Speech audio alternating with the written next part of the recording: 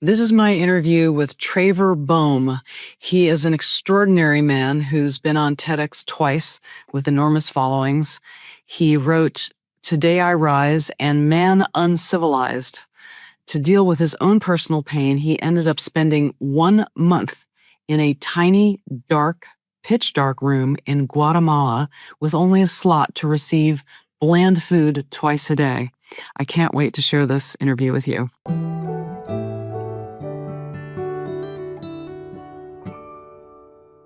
Welcome to this episode of Next Level Healing. I'm your host, Dr. Tara Perry.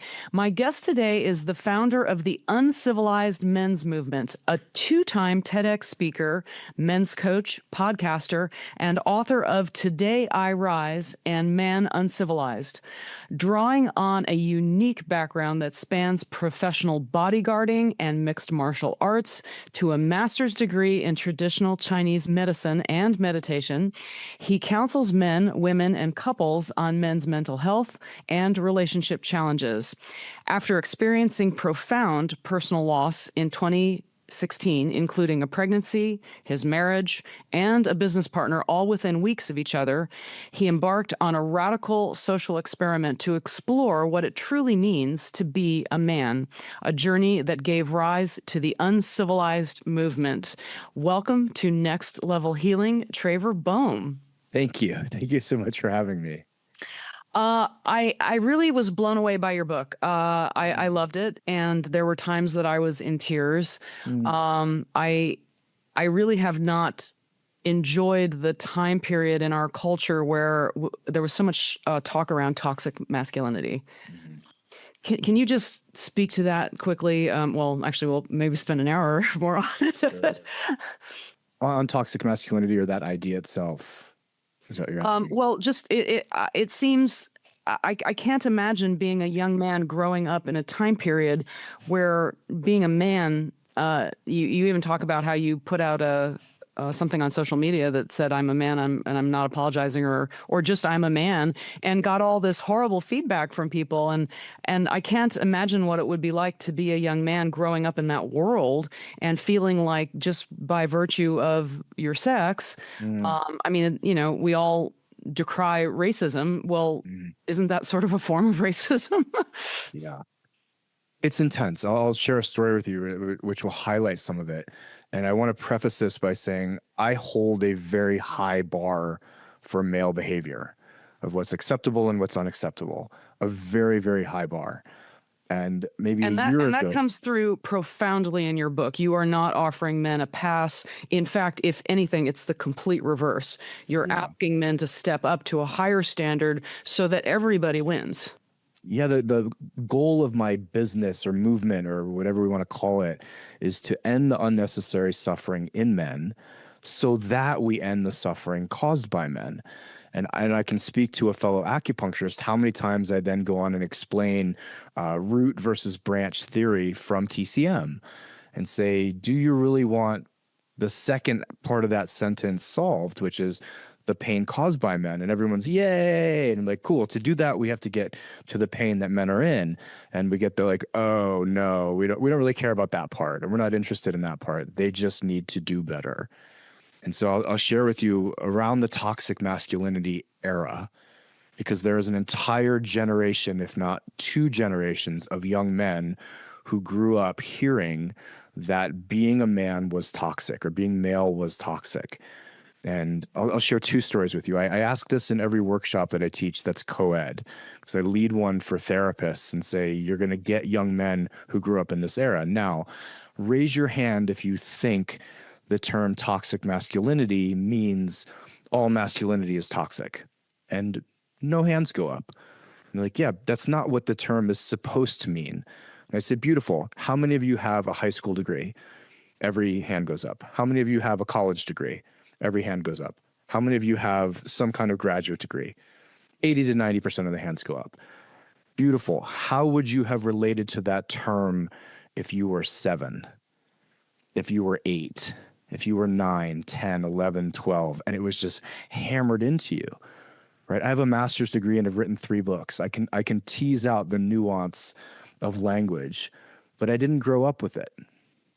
Now, the story I was going to share with you originally is about a year ago, Tara. I got a call from a young man. So went to the website, filled out the form, got the introductory call, and I was like, okay, what can I do for you? He says, I have a problem. He's 25 years old. Said, I'm really attracted to a woman at work. Yeah. And I was like, okay, beautiful. First question, is she over 18? He was like, absolutely. She's 27. It's like, amazing. Does she work for you? Is there some kind of power differential there? He's like, no. She's like in a different part of the company. It's like, awesome. Have you emailed, sent, texted any body parts to her that HR knows about? No, I'm just attracted to her. He's like, okay, why on earth are you calling me? He said, I don't want to have this at work. Like, I don't want to be toxic. And I was like, young man, let me tell you, first of all, at 25, I hope you're attracted to 90% of, like, I hope when the wind blows, you get aroused. And number two, I exist, my two older sisters exist, and a lot of people my age exist because someone at work thought someone else was cute. Like, this is not problematic. But to him, even having desire for the opposite sex was ingrained in him that there was something that was wrong and needed to be worked through. Now, I understand if we can look at male behavior and say there's a lot about it that can be problematic. And if we give it this blanket term, a lot of people can sleep better at night. Saying, hey, we've solved it. That's just toxic masculinity. Hey, we've solved it. That's just toxic masculinity. But what we haven't done or hadn't done culturally was look at the root. Again, why do those men who are acting out? And again, I'm not forgiving or excusing any behavior, but what has happened to them? What have they grown up with? What have they seen? What have they heard? What have they lived through? Now, I'm in the trenches with guys daily. I'm in the workshop space where the guys talk about being raped as kids, watching their stepfathers beat the shit out of their moms, being molested by babysitters, going to war, pulling dead kids out of cars as firemen, and then asking, like, specifically, who else in your life knows about this? Have you talked to anybody about this? Have you shared this with anybody? And over and over and over and over and over and over and over hearing, no one cares. No, I was just told to, like, get through it. I was told if I did share it, I'd get kicked out of my department or I'd get demoted. I was told that from the therapist, like, it's not a big deal. Like, you just need to move past this. I told my first girlfriend and she broke up with me over it. And so again, if I want to look at the root, and the root to me is this immense amount of unexpressed pain and some other issues, but let's look at, like, the bulk of it is unexpressed pain and a societal term that immediately shames a man for just being who he is. One is definitely not going to solve the other. Hey guys, studies are showing that 68% of people that watch podcasts regularly don't click the subscribe button. Do me a huge favor. If you like this content, click subscribe so other people know where to go for the cool stuff. Thank you. Your book definitely over and over again comes back to the theme of hurt people hurt people. So I love, since we are both trained acupuncturists, and we as acupuncturists and healers are trained to go to the root of a problem, because if you just treat the branch, the plant, the unwanted thing just grows back. Yeah. Whereas if you get to the root, then you don't have to struggle with the issue anymore. Gosh, I really was so blown away with so much in your book. Tell us about the TED Talks, because you've been twice on TED. Your first time, you were invited to do the speech and didn't want to. You had just spent 28 days in total darkness in Guatemala, having your food slid into you through some kind of hole in the wall. And I love your description of what I think. First of all, I applaud you for having the courage to do that. I think these kinds of experiences are woefully lacking in our culture. We are very much on the hamster wheel, very much getting our next dopamine hit from the next little shiny object that flies by or comes by our screen. So tell us, what was, well, let's back up to your making the decision to do that and why you chose to do that. To do the TED Talk or to go into the darkness? To go into the darkness. It's a biggie. And I'll share this with your audience and you as well. I completed 49 days this past summer. So I went back a decade later to go back in and go through another initiation. But the original time, and to give people context, this is called a dark retreat. And it is I'll just tell the story. I was on this year-long project called the Year to Live project that I had self-created after all of that loss, where I wanted to answer the question, what would I do if it was my last year alive?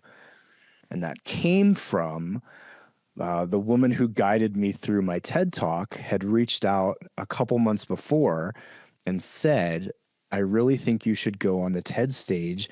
I can get you on TED Los Angeles in like 8 weeks. But here's what they want.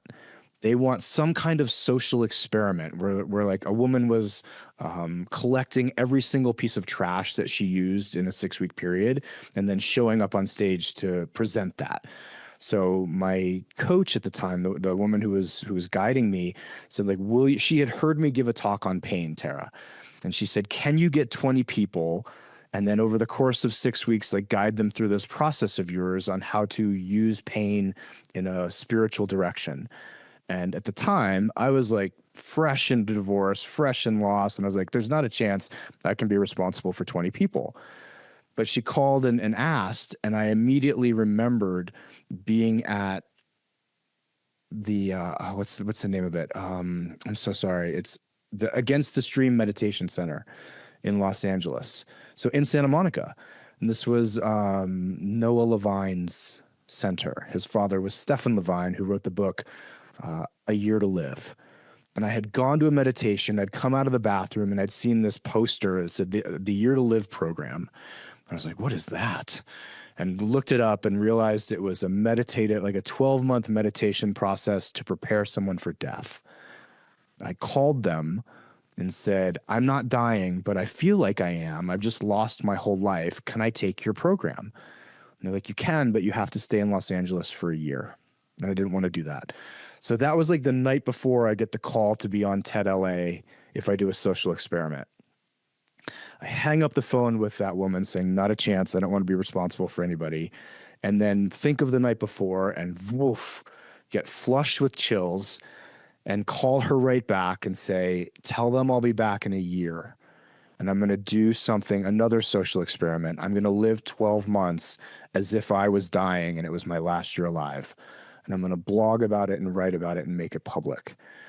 So kind of seeding a couple of the things that were to come. And so I created this year-long project. I figured out a bunch of things I wanted to do truly if I was going to be dead at the end of the year. And one of them was going to my very first men's workshop. And this was run by a man named Robert Masters, who is this phenomenal teacher. He recently passed a couple weeks ago. And there were 6 or 7 of us in this yurt for 5 days doing deep, deep shadow work. On one of the breaks, I was sitting there eating lunch and telling one of the other guys, hey, I'm on this year-long adventure. I called it the Year to Live project. I'm going to be volunteering in hospice next. I'm exploring different levels of consciousness and death. And a man sitting like 2 seats over, he's in his 60s, who had terminal cirrhosis of the liver, eating a sandwich, is like, hey, man, if you really want to understand death without dying, you have to do a dark retreat. And I'm from Connecticut. I did not grow up with these things. My dad was an attorney. And so I turn to him and I say, what the heck's a dark retreat?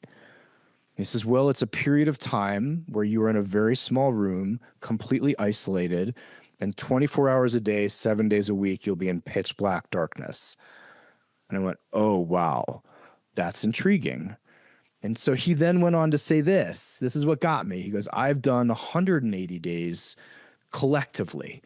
And he's like, I did 49 days and 49 days and then some other, and then this is where he hooked me.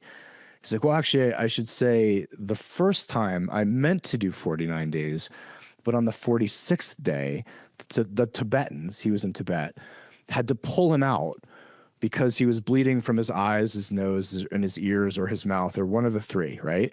And I was like, sir, I have a question. Why were you bleeding from your orifices? And he was a very like charismatic man, Tara. He like leans right in my face and he goes, well, the Tibetans told me that I meditated so deep. And then he contorts his face and he gets all up in mine. He's like, that I encountered demons. And I was like, like I have more questions. Sir, did you encounter demons? And he takes another bite of his sandwich. And he's like, nah, I think I just had food poisoning and I was hacking and puking so much that I blew blood vessels. And I remember leaving that lunch thinking, okay, I hope this doesn't happen to me, but I'm so intrigued by what this thing is that I want to go do it. And I knew it would fit in my year. Okay, that is shocking that that crazy story enticed you to do it. You're a different kind of person, Traver. One of the reasons I wanted to do it, and I think people will resonate with this, is at that time of my life, I was 40 years old. Most of the skills and attributes and victories and accolades I gotten had been from physicality. I was a Division I swimmer and water polo player. I was a professional MMA fighter. I owned and ran a CrossFit gym. I was a competitive CrossFitter. I was a speaker and a writer. And I remember thinking none of those skills will mean a damn thing if I'm locked in a pitch black room by myself. Is there any other part of me that I have yet to learn about or has yet to come online because I've been so much in a 3D physical dominant world? And holy crap, will I survive this? Will I make it? Is it like, I can't even conceptualize. Yeah, what do it some is. people, because they talk about solitary confinement and how people really go nuts. I mean, and that's not in pitch black darkness. So, I mean, Yeah. do some people lose their minds, and do they pull people out early if people are like acting completely nutty? Yes. I didn't know this. So I reached out to to a couple different organizations. I think there were three. One immediately got back to me, this lovely woman in Guatemala, and her email was quite curt. It was like, this is really amazing that you want to do this. We recommend that you don't do a month. And I said, well, I was at the time wanted to do 12 1-month projects for the Year to Live projects. So I was kind of stubborn in the structure. And she said, okay, come down and we'll talk about it. And so I signed up for the month, and I didn't realize until I did the whole thing and then befriended her that they'd never let anybody do more than 3 days on their first try. Wow. Yeah. And so to answer your question, when I went back this past summer to do the 49 days, she and I now have 10 years of history together. We've stayed in touch. I've interviewed her. We're friends. And I remember sitting down with her the night before going in for the 7 weeks. And I was nervous, right? I was like, am I going to make this? And asked, do a lot of people tap out on these longer stays? And she said, yes. What's crazy is people who have done 20 days and 30 days will tap out on day 5 of the 49 day because they just can't deal with how much time is yet to come. And so I started asking her, I was like, okay, I know you, you know me. Give me the war stories here. Like, what have you had to deal with people? You know, it's like we've had people we've pulled out on day 2. It's like one day we went down there. This was in Guatemala on day 5, and they just found the door open, and they couldn't find the human. Like he had just like wandered into town and got in a hotel room without telling anybody. There's a lot that goes on when you are by yourself and you can't see. A lot. So that was my original impetus to go in. So I'm curious, because of your MMA background and your obvious ability to confront pain, is that the reason they allowed you to do the longer one right out of the gate? I asked her directly, and her answer to this day sticks with me of, I felt you and felt that no matter what was going to come up for you, you could handle it. And that's all she gave me. Now, this felt esoteric. And again, like I was very new to this whole world a decade ago and a very different person a decade ago. And in 2016, when I did the 28-day sit, she said, "Don't worry, I'll come in and check on you every night in my dreams." And I went, "Great. Is there like a little panic button, or is there like, I've fallen and I can't get up button?" And that was it. "I'll check on you in my dreams." And I took that with a grain of salt, but I will tell you that she and I are very connected. And when I did the 49-day, I actually did need a significant amount of help.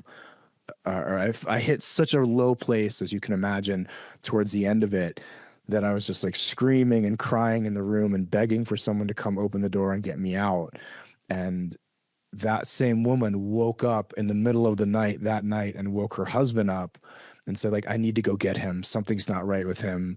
Like, he's in trouble. I have to go do this." And it was her husband who said, like, "You know the rules.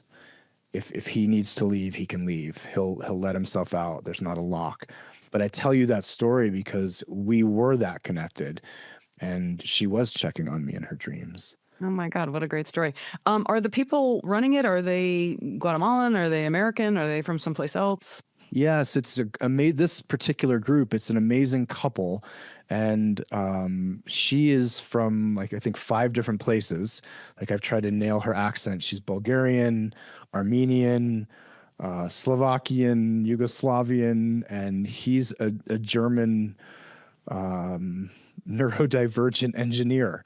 And they built ashram in Guatemala and then sold it and moved to Tuscany and just have their own facility there that's much smaller and much more intimate. But an amazing, amazing couple, very, very deep seekers, fully committed to the spiritual path. So what do you think the biggest mistakes that our man culture has created in the last, I don't know, decade or 2 decades or since the feminist movement?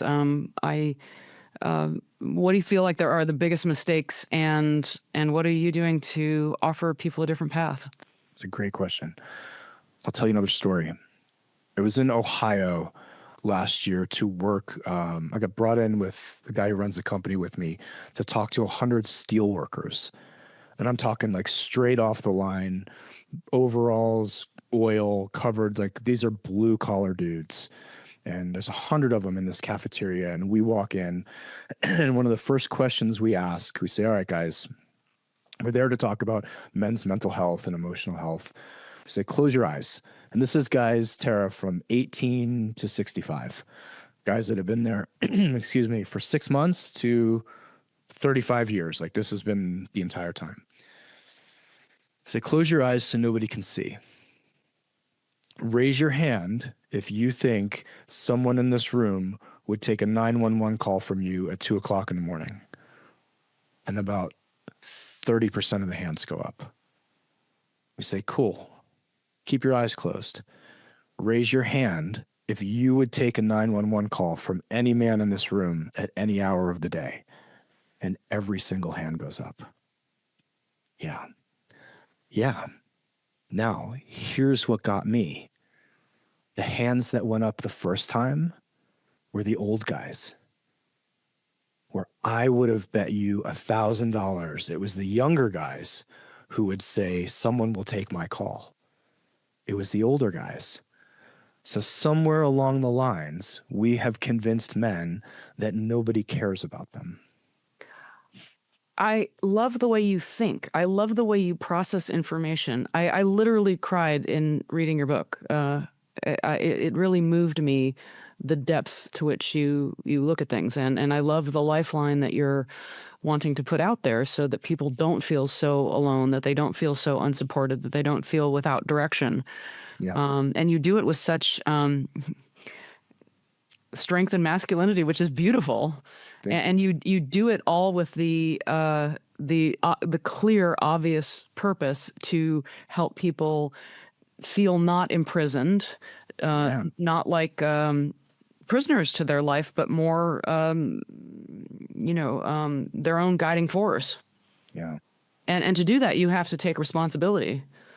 Yeah, I'll add a piece to the story I just told you. Is there's this great video going around, or it went around a couple years ago on social media, of a young lady saying, "Guys, who do you call when everything falls apart? Like, who do you talk to?" And then there's a series of split answers, Tara, of men saying, "Nobody. I'm a man. Nobody. Why would anybody take my call? Nobody, nobody." And it's maybe a 60-second video.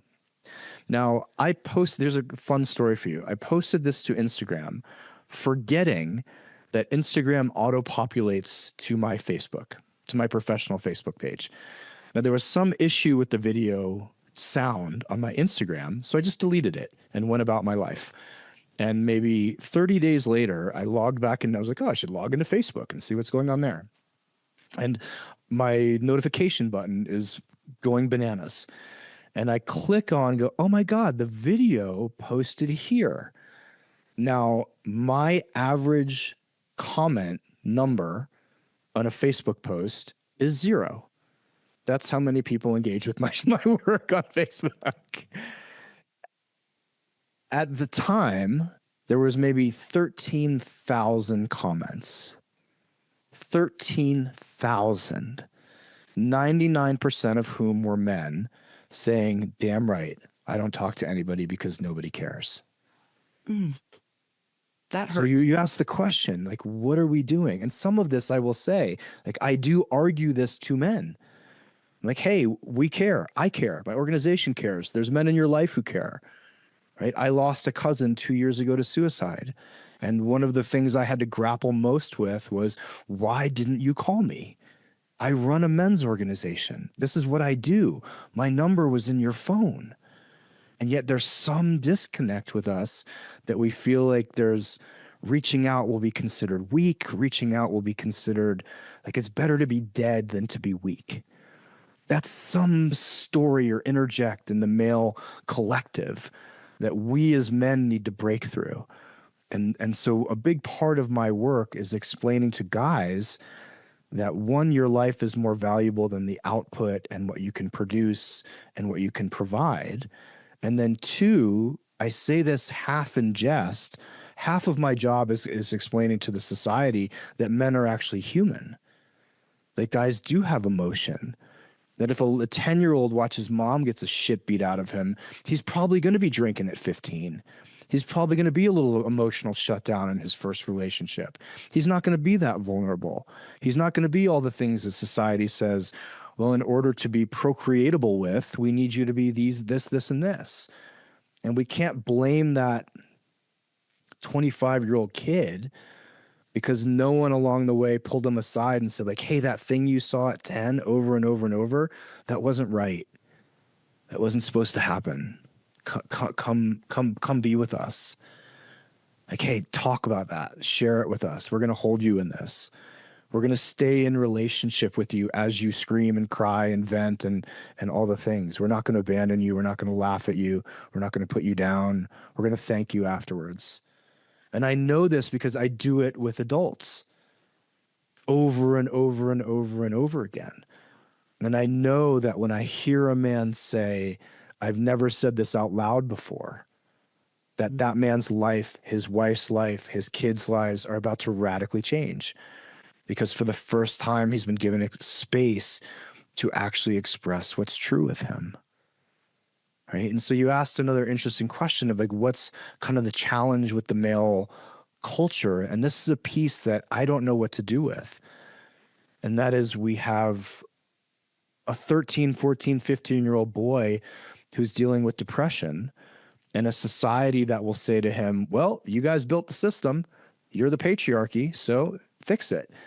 And I say, he's a 13-year-old kid, right? Like, I have tennis shoes that are older than him. He didn't build anything. And yes, he's male, but he needs support in ways we're not giving it to him. That's one side of the equation. And then on the other side, we have the Epstein list.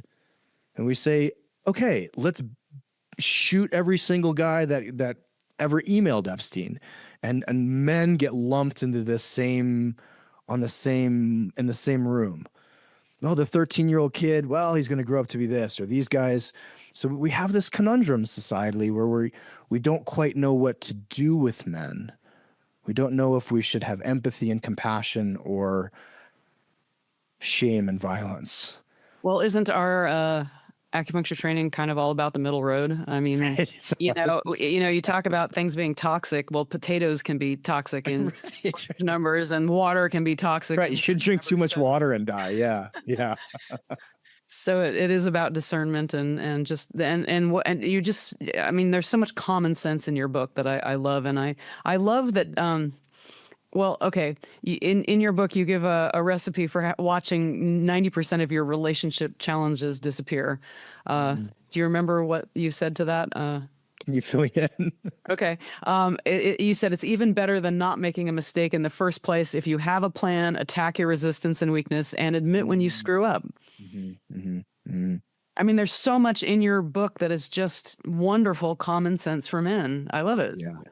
We are directional.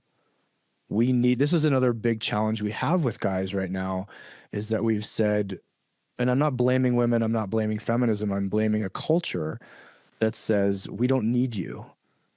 And if you tell someone over and over and over, we don't need you, and then they decide to go play video games and get high and look at porn in a basement for 5 years, and then we shame them for that, we have a recipe for a really angry person. And again, I'm not excusing behavior, but if we can tell that young man, hey, we actually do need you. We just need you in different ways than we did in the 80s and 90s. Life has changed. Here's what we need you for. That's a whole different man. It's the reason the very first question I pose to anybody I work with who's male is, what are you building? What are you doing with your life? What are you doing to serve? First, take care of your own house, but take care of your own house with eyes outward to the culture of, now how can I give back? Now that may be, Tara, a 60-year-old man who are saying, beautiful. Oh, you think you're done here? No, sir. Now you're about to step into eldership. We actually need you even more than we need the 18-year-olds. So are you prepared to go through another initiation and another process to become an elder? By the way, we will honor and revere you as an elder as opposed to kick you out of the culture, which we kind of do now, because gosh, we no longer need you at IBM doing whatever you were, and so you're useless, so you might as well get drunk and play golf. No, these young guys really, really need you. So that's we're purpose-driven animals, the male. Yeah, you talked about growing up in the feminist culture and the poster that says a woman needs a man like a fish needs a bicycle. In my house. It was in my house. Yep. And how does that feel to be a young man? You know, I mean, the despondency that breeds, and it's no wonder that somebody who hit some hard times after that, didn't have anybody to talk to, and felt useless, would feel like not being here anymore. I am not a woman, and yet I can see the mixed messaging that we give to women. But I am a man, and so I feel the mixed messaging that we give to men all day long. Real men X, real men don't Y. It's this very confusing conundrum that we have with men, right? Last week, 2 weeks ago, I did a post on sexual violence that went through the roof. Millions and millions of people saw it. Therefore, thousands and thousands and thousands of people shared their opinion with me. A lot of whom, men and women, told me to sit down and shut up.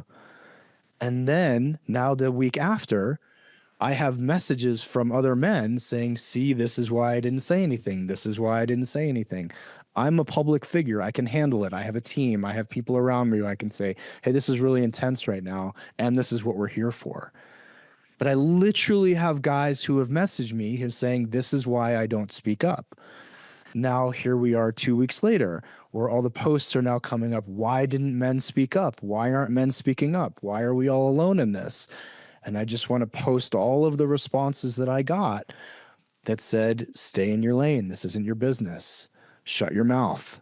We've heard enough from men. And so, again, I'm in the space. So I've also been on the internet for 20 years. I've written publicly for 20 years. I can handle criticism. I can handle people's projections. But I also understand why a guy looks at both sides of that and just goes, you know what? I'm going to go back downstairs and fire up Halo. Well, I've said to many people, and you say it in your book quite nicely, it's really, again, we're putting men in impossible positions to say, look, we want you to listen to us, be soft, be kind, be my therapist. And then, at the drop of a hat, if I need protection, grab a gun and go out and, save the day. So it is very confusing messaging. And what I have found from working with tens of thousands of men is oftentimes when we get confused, we just remove ourselves. Like, cool, this is confusing. I'm not going to play. I can't win if I go right. I can't win if I go left. I'm not going to play. And then the culture will then attack them for not playing, which most often then drives them further out of engagement. So what is the key that you have found to welcoming men to the table? First is brotherhood. I say, I was not taught you need other men. I did not know that. No one told me this. It wasn't until that first workshop where I met the man who talked about the dark. And can we add to that men that you can look up to? Because, when we grow up in a crazy environment with the abusers, with the, people that we don't want to be like, as kids, we both know, we want to emulate what's around us just because we want to survive. That's how human beings are wired. So it sounds like you're inviting people into a brotherhood where the standards are high. The standards are very high, and the standards are relational. That's the most important thing I can say, is that men are not taught to be relational. We're actually encouraged to be unrelational. My heroes growing up were Rambo, Commando, Rocky. Not the best, maybe Rocky a little bit, but it wasn't a relational space. I was taught that when men struggle, what we need to do is go off somewhere, figure ourselves out, fix ourselves, and then come back. And if we do something that's not celebrated by our partner, we did something wrong, as opposed to why was the relational dynamic not allowed to contain what came up? So a lot of my work now with men is saying, beautiful, all the things that were shunned about you, we're going to ask you to bring forward, and we're going to stay in relationship with you while you do. Oh, you're angry and your anger's never had a place? Cool. Get angry in front of us. We're welcoming it. Get angry. Get real angry. Beautiful. Awesome. Keep going. Love that. Thank you. So good. Now I get to get angry. Amazing. Now, what does that guy leave the circle with? A rep where he knows he can actually express himself fully and stay in relationship. So what did he do prior to that? I don't get angry. Right? I'm not allowed to be angry, so I just don't get angry. But man, there's holes punched in my walls. There's a lot of porn on my computer. There's a 12-pack hidden in the back of my car. But don't worry, I quote, don't get angry. So we invite men into relationship. We invite men to be raw, to be real, and to be relational. Right? This is when I see men at their best. We give them a place. We teach them about initiation. Teach them about this is what's required of you as a man. This is what's beautiful about your life as a man. And here are the responsibilities that you have, because I do think we have responsibilities. I am much bigger, stronger, and faster than most of the planet. Now, I can do something negative with that. I can do nothing with that. Or someone can say, hey, man, do you realize that you have an opportunity that everywhere you go, if you choose to engage in it, you can be the person that lets other people be safer because you're walking among them. Do you want to wear that? That's a pretty cool t-shirt to have under your clothes, isn't it? Yeah, so I invite men into a place in the society that also celebrates them, which can also be touchy. Tara, if you want to get into it. Yeah, I would like to get into it. I remember asking a number of people, a number of women years and years ago, if I could solve the male violence issue, but I had to do it by celebrating men, would you take that? And they said no. Oh, that breaks my heart. They said no. And I went, no wonder when I speak up against male sexual violence, I get told to sit down and shut up by women. Okay, as an acupuncturist, I want to take a pause there because Okay. I literally have been asked by people, which is better, men or women? And you and I both know, having studied a whole, ocean of medicine that's based on yin and yang, Mhm. they're interdependent, Mhm. mutually supportive. Mhm. They don't exist without one another. So it's like arguing, is warm or cold better? Well, it depends on what you're trying to do. Is night or day better? Is up or down better? It's an absurd question. Right. And yet we entertain this in our culture. It's insane. Mhm. It's insane. We are insane. People ask, like, are you nuts? You went and spent 7 weeks in a pitch black room. And I was like, no, what was nuts was having to come out to this culture. Well, I'd love to hear about that too. I actually trained in China for a year. Oh, beautiful. Yeah, 2 years after Tiananmen Square. So it was a totally different world there. And it was crazy because when I went, I totally expected, and I really didn't have a high regard for people that went for, 2 and 3 weeks and they complained that it Mm. wasn't the food that they liked or the coffee that they liked or the service or whatever. I knew I was going into a very, very different culture. And so I totally expected the culture shock. What I didn't expect was the reverse culture shock. Coming back to a first world country after what was then a third world country. Obviously it's completely different today. There's high speed trains in the area that I was in, but it was not for the faint of heart when I was there. And but it's such, and I highly recommend that to Americans. We really need to get out of our blinders of what life is like when our life here really isn't the way that so much of it is on the planet. Yeah. I grew up in Japan. So that was my upbringing. From the age 10 to 15, I lived in Tokyo with my family, which meant we also traveled to dozens and dozens of other countries. So I had the seeds of something different or a different perspective early on. But I'll tell you an interesting piece. When I was in Italy preparing to go into the dark, I remember sitting at a coffee shop and just journaling and watching people go by. I'm a bit of a voyeur. And I remember thinking, there's no obese people here. And there's also not anybody who really looks like they're in great shape. And I took that to the woman who guided me through the dark, who's lived in Europe and is European. And she said, yeah, because in America, you really only have two possible reactions to the way that you all live, which is hyper exercise or numbing through some kind of substance or food. And I went, that is crazy that you kind of know that. My thought with all the people that were walking by, Tara, was they just get up and live their lives. Like they don't need to respond or react to anything in an extreme way at all. And that's how Europe felt. But coming out of the dark, what was so hard was how loud everything was, how busy everything was. I got to spend 3 or 4 days at the facility just kind of reorienting to my feet, and then hopped on a plane, or actually hopped on a train. I hopped on a plane to Portugal to surf. And I remember being in the airport and people were arguing. People were yelling into FaceTime. The overhead speaker was going, and I literally just had to have headphones on and sunglasses on and try to calm my nervous system into something that is very normal. Like an airport it's chaotic, but it's not, it's not a war zone. Then to come back to, and this was I think the DOJ had literally just said, like, we've looked through the Epstein list and we didn't really find anything, so we're letting the whole thing go.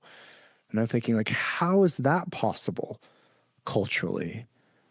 Right. And the sort of tipping point, or not even tipping point, the exclamation point is the day I came out. So I am just loopy as hell. I've spent 7 weeks with my soul, with my dead father, with God, with silence. And the guy who runs my company calls and is like, I hate to do this to you, but we have credit card fraud. Like, you need to get on the phone with Chase and like cancel the cards and clear that stuff up. And it felt like, oh, I'm back in society. People are stealing from me. People are yelling at each other in the airport. People are eating shit food. It's so loud. Everybody's addicted to their phones. This is civilization. Okay. Yep. I'm back to it. What did you eat when you were in the dark? It was vegan food. I think it's called sodic or Cidic, where it's underspiced, undersalted, under seasoned, because they want it to be relatively bland, so that there isn't any spike or in dopamine or anything that you're looking forward to take you out of the internal process. That's amazing. Yeah. It must have been incredible to just eat because you weren't doing anything else. It's the highlight of the day, twice a day. I think I lost 34 pounds in the 7 weeks. So I was only fed at 10 and 4, 10 a.m. and 4 p.m. And I will tell you this, there's the relationship with food is heavy, because if it wasn't good, I would sometimes just cry. And not in like a pouty, like, man, I wish the food wasn't better. It was like, this is the one thing I was looking forward to. The one sensory experience you get to have. After 18 hours of waiting, and shit, it wasn't good. And then there was a time, God bless her, Arpita, the woman guiding me, 3 or 4 times slipped in like a sliver of apple strudel that she probably shouldn't have, but because we know each other, she would. And you want to talk about orgasmic and like slow, tiny little bites where I'd just be like moaning out loud. If anybody had heard it from outside, it would have thought a very different experience was happening. Then I'd be like licking the Tupperware plate afterwards. I did 2 weeks at the Optimum Health Institute in San Diego, and it's above the ground, leafy green vegetables, and little bit of this, a little bit of that, and the organic vegetable juice. And then when they give you that little slice of avocado once a week, you're like, oh, and that little slice of orange another week. Yeah. Oh. Yeah. Actually, I haven't talked about this a lot on air, but I did 2 7-day dry fasts.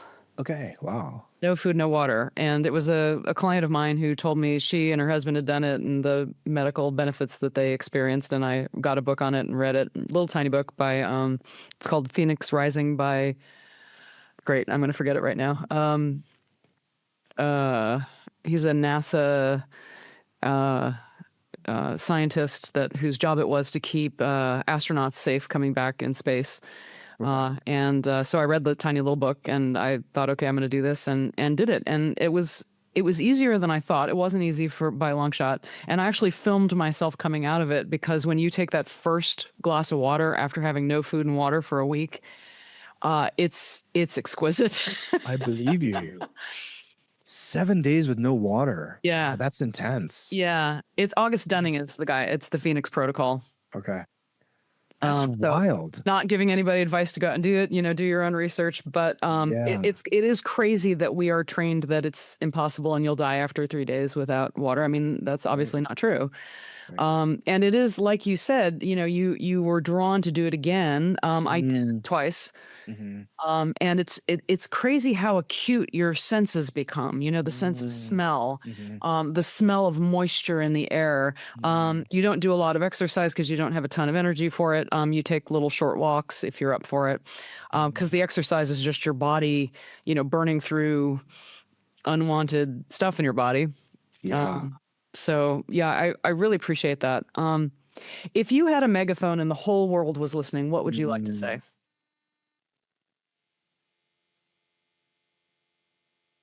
Work on your shit. Like, figure yourself out. I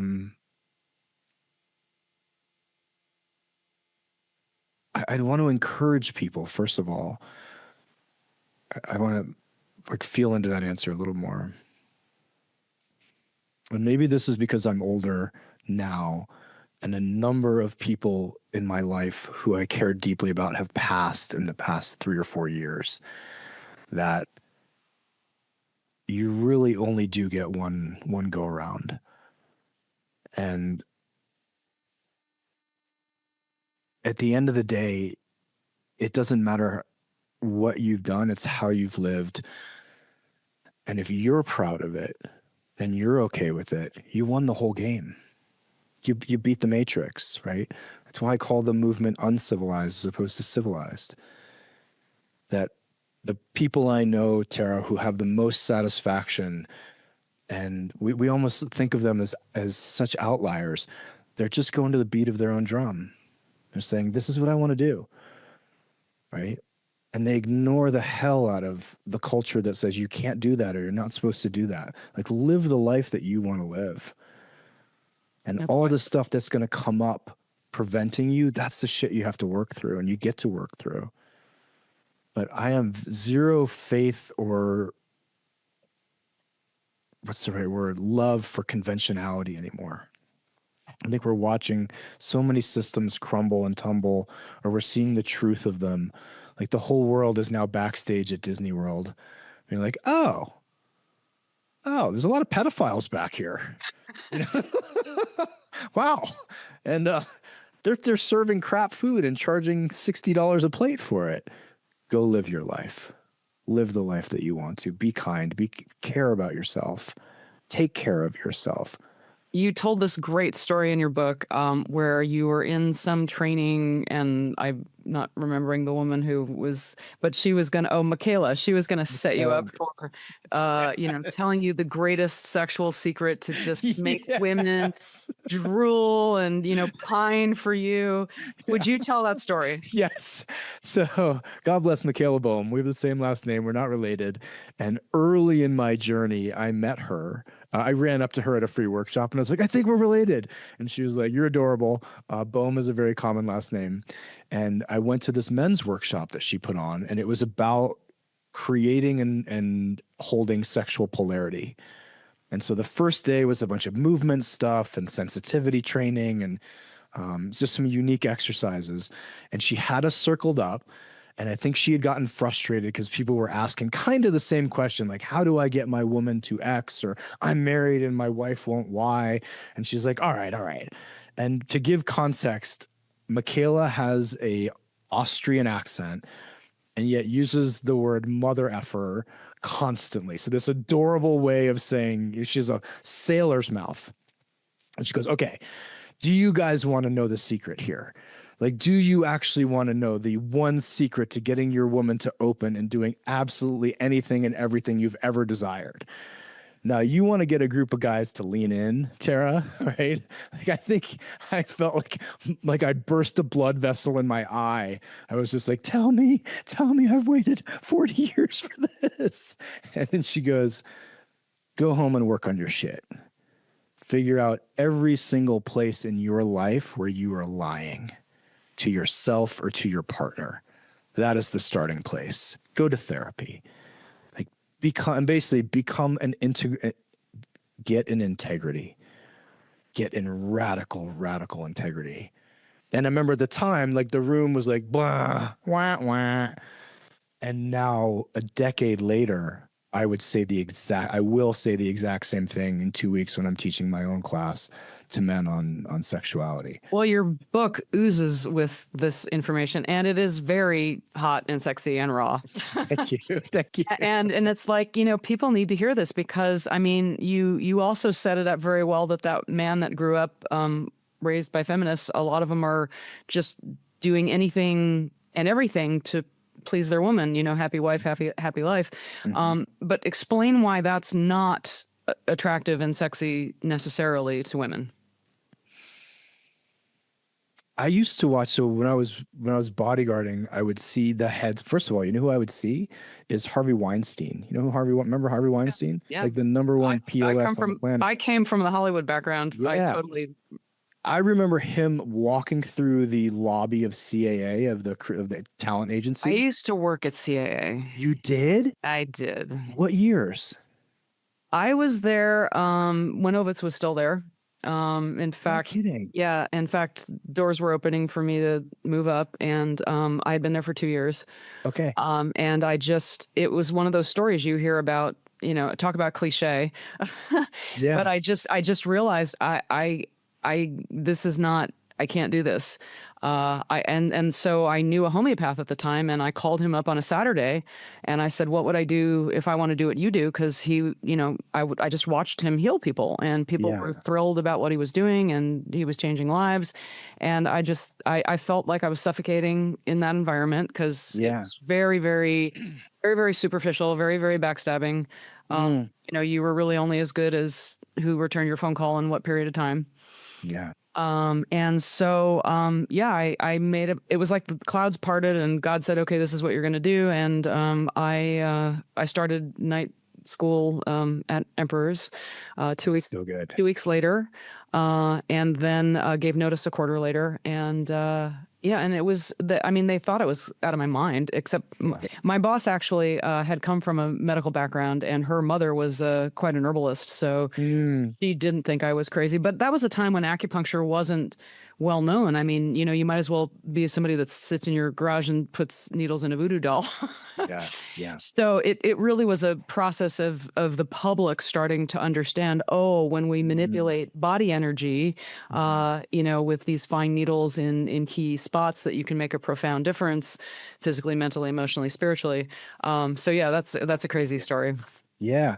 I work for Gavin DeBecker. And so I love him. Yeah. I want to have him on the podcast. Can you get him on my podcast? I reached out a month ago to his assistant and was like, hey, it's been 3 years since the last time I asked you to have Gavin on the podcast. And she has not gotten back to me. So I will try. I read his book, A Gift of Fear, and it made an indelible impression. I've recommended it to many people. And that, how I learned about that book is a whole story, which I'm not going to go into right now. But yeah, I will tell you, Tara, I read that book and then wrote him a letter. And that's why I ended up working for him for about 6 years. So I was at CAA. We did in theory, perhaps, I don't know if I'm allowed to say this. I was there in some security capacity, saw Weinstein walk through. And so to answer your question, why doesn't the happy wife, happy life work? He had this team of people around him that it felt like were just there to agree with him. Yes, yes, yes, yes, yes, yes, yes. The yes men. And if anybody has been around someone that you feel is just agreeing with you for some unauthentic reason, you can feel it. I can feel it. It's annoying as all repulsive. get out. And there's nothing attractive about it. Nothing. So when a man is literally just a lapdog to his wife or his husband or whomever, and it's just, yeah. And then you find out the underlying reason is, I'm actually afraid to tell you what I think because I don't want there to be any conflict ever. Or I'm secretly hoping that I'm adding up sex points, which I can cash in later, then that relationship becomes gross. And so if guys have any kind of backbone and intention and alignment and integrity with themselves, at some point you're going to disagree with your spouse. There will be these little ruptures and reconnections. That is actually how a relationship works. You connect, you have a period of time, something comes up because you're two humans and you have attachment issues and triggers and whatever. You rupture, you then repair, and you come back together. That's healthy relating. What isn't healthy relating is someone just agreeing with you to avoid the conflict, because what he's also doing is suppressing his own soul, his own personality, his own needs, wants, and desires. And I guarantee you, I would put my life on this, what he is suppressing is coming out sideways somewhere. So if you got a happy wife, happy life husband, go check his internet history. I guarantee you there's some stuff in there that he's not telling you about. And a woman's going to be more likely to trust a man that is his own person. 1,000%. And I've heard from women, so this is not my statement, that if I can bowl over him and he's afraid of me, then on a very, very deep level, she does not think that is a man who can either take care of himself or, push come to shove, take care of her. And because of biology, the way we are aligned, at no point in my life, even though it's 2026, will I ever get pregnant and have to worry about someone taking care of me or feeding me or making sure that I'm safe. But women are biologically designed to do that. And therefore, I believe there's a part of you that feels into a man that goes, if I'm sick, needy, pregnant, whatever, will this guy be able to show up for me? And if he can't stand up to you, how can he stand up for you? And that's this very subtle piece that goes back and forth. And I will tell you from working with a number of couples, what happens a lot of times is the woman will be attracted to and marry the nice guy because in the beginning it's great. He does all the things. We never argue. He always says yes. He never pushes me. He never challenges me. And then at some point, the truth of that relationship starts to settle in. And she goes, this doesn't feel good. I don't trust him. I don't trust someone who doesn't have their own opinion. And then she will therefore find someone else who's a bit more engaging. You talk about mastering the harmony of the primal and the divine. Mm-hmm. And that's a key theme of your book. Mm-hmm. And that the man who can do that Mm-hmm. will have the resources, the women, the money, the outer accolades that he wants. And he will have them because he doesn't need it anymore. Yeah. It's a wild conundrum. What I have found with men is when you have the full spectrum of what I call the primal, which sometimes we can look at more traditional masculinity, or just like, are you a natural guy? Can you go get something? Can you procure resources? If you get a flat tire, can you fix it? Do you know how to chop down a tree? Do you know how to use a tool? Do you know how to fight? I don't want to swear again, but do you know how to use the other F word? And then on the other end of the spectrum is, are you relational? Are you emotionally intelligent? Can you connect with somebody? Can you connect with a lot of people? Can you connect to yourself? Can you connect to nature? Can you connect to God if that's in your language? Can you make and hold connection? Because that is the actual human experience of relationship. The primal is more, if the world goes to shit, am I going to survive? And if I have those same skills and attributes, because the world isn't quite going to shit, I will use them to be successful. I've built a business. I've built a following. I've built a membership. I've written books. That's all primal. That's penetrative energy. But then on the other side is relational energy. Can I hang out with my buddy's kid and get along with him and make him laugh and enjoy his company? Can I hang out with my grandparents and connect with them?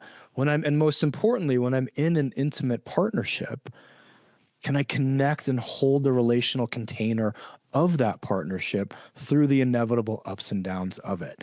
Now, we've just listed a very wide spectrum from knowing how to make money and throwing a punch to understanding emotion and being able to sit with and be and hold space for emotion.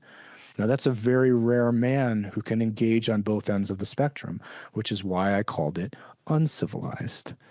But I believe in it. And I've seen it so many times, Tara, and men who do this, they live extraordinary lives.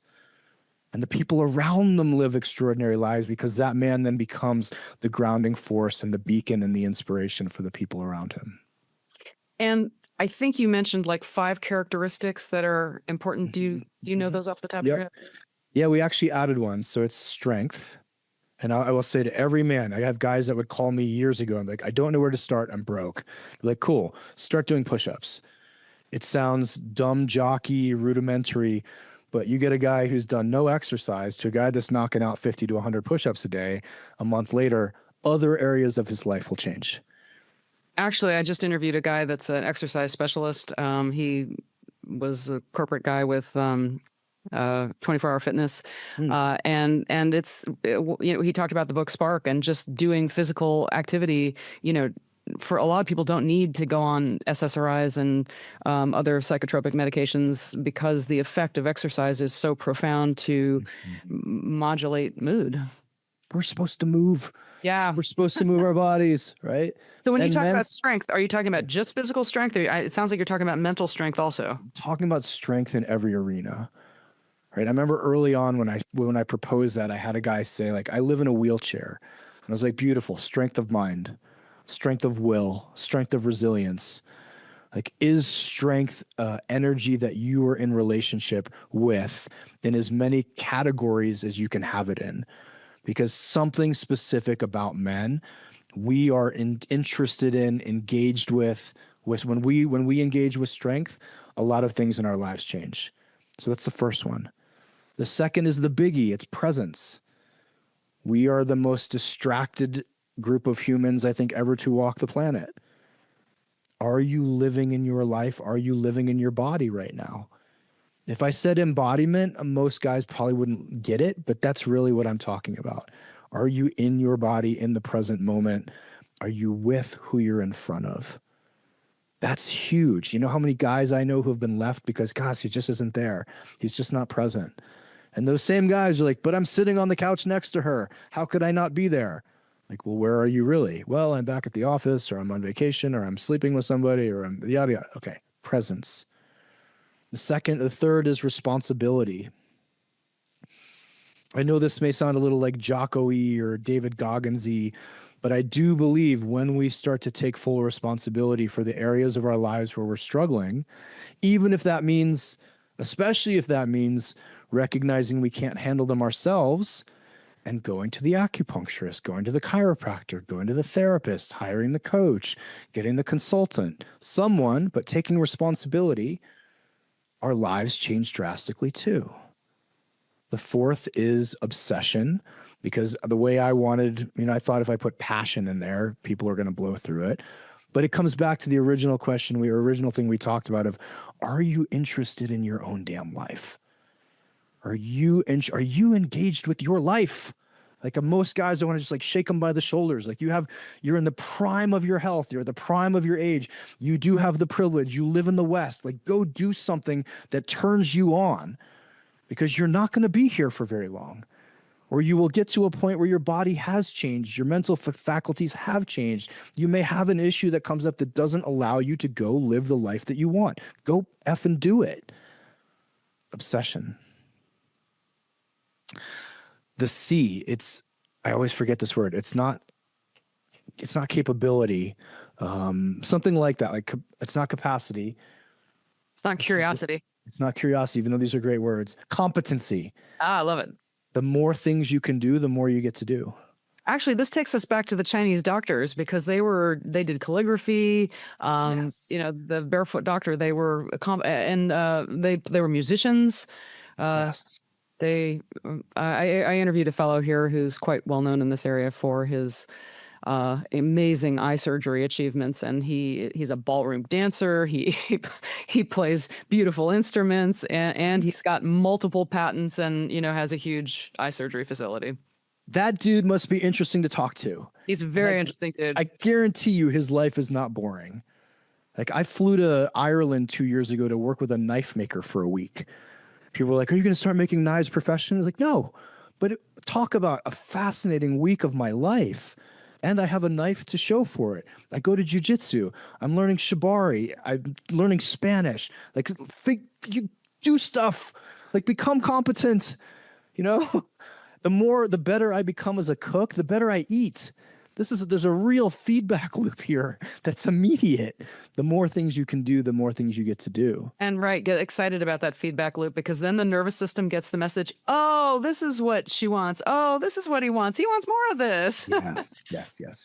And the additional one that we've added since bringing in Dewey Freeman over the years is relationship. Learn how to be in relationship with everything. But first with yourself, and second with other humans. We as men are more isolated now than we've ever been. We as a culture, men and women, are more isolated than we've ever been. This is the lowest number of marriages and relationships. It's the lowest number of sex we're having. We have forgotten how to sit next to someone and say, beautiful, tell me about you. And then, oh, that's incredible. Tell me more about that. That's really interesting. Without being able to grab our phones and text somebody. So relationship. It's such a massive one. On that one, I'm going to put in another one of your beautiful quotes. You said to porn or not to porn in your book, and you compared pornography, and your book is hilarious too, Thank you. to 3-day-old reheated McNuggets. You're like, get out there and have a real relationship. Yeah. I recently challenged all men to get off porn for the year. And it was in part, Tara, when the Epstein list came out and people said, what can I do? I can't go after Trump. I'm not going to beat the DOJ. I'm not going to beat the FBI. I can't change law. And I was like, what can you do right now? You can unplug from a system that denigrates and abuses women. And you can plug into reality. You can say, I'm going to plug my energy, my sexual energy, my attention, my presence into creating the life that I want to create, as opposed to coming over here and literally engaging in fantasy about something that's not happening. So if it's one small step of activism, it has a couple different benefits. One, you're just not a party to it. Don't be a party to that industry. I don't drink because I don't want to be a party to that industry.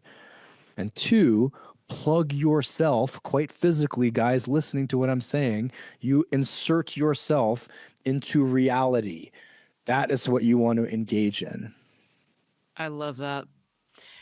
Traver Boehm, I could talk to you for hours. Thank you. Thank you. How do people follow you? How do they stay in touch with you? All that good stuff. Beautiful. I'm on Instagram at Traver Boehm, TraverBoehm. You can go to manuncivilized.com to find all of the men's work stuff. My books are Today I Rise, which is if you're going through a divorce or a breakup, please get that. Man Uncivilized, if you're a man or if you love a man. And then my latest book is called 28 Days in Darkness, which categorizes and goes through my entire first dark retreat experience. Well, it's been an absolute pleasure. And folks, if you know somebody who would benefit from listening to this, please share it with them. Click like and subscribe so other people have an easier time of finding it. And we will see you on the next episode of Next Level Healing. Thank you for having me.